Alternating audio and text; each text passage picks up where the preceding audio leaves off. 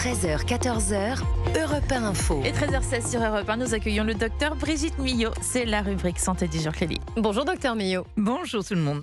Nous sommes le 30 mars et si vous vous sentez un peu fatigué ce matin, rassurez-vous, vous n'êtes pas seul et vous, Brigitte Millot, vous nous expliquez ce qui peut en plus nous arriver dans les jours à venir. Oui, un peu fatigué, fait. N'est-ce pas hein? Alors oui, dimanche, nous avons avancé nos horloges d'une heure, marquant le passage à l'heure d'été. Et même si ça peut nous sembler anodin, pour notre corps, c'est une autre histoire. Ce changement agit comme un mini décalage horaire.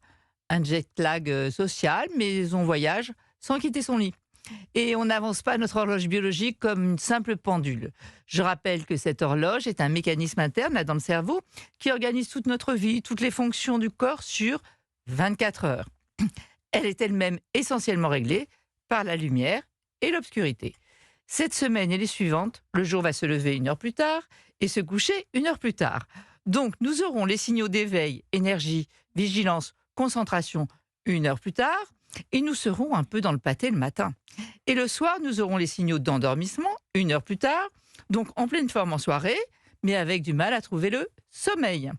Le premier effet, et sans doute le plus fréquent, c'est la fatigue, qui est tout à fait normale puisqu'on a perdu 1 heure de sommeil. Donc des difficultés à se réveiller, une sensation de brouillard, une baisse d'énergie. Deuxième effet, une baisse de la concentration, de la vigilance.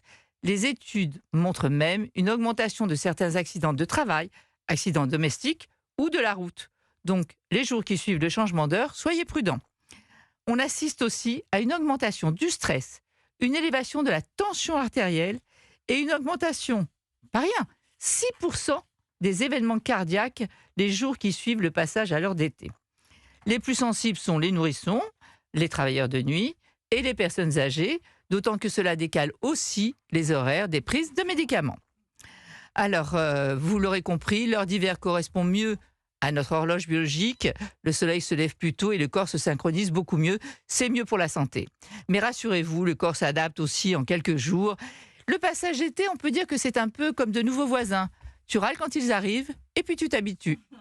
Alors on va s'adapter. Il paraît que ça perturbe également beaucoup les vaches avec la traite du lait. Eh oui.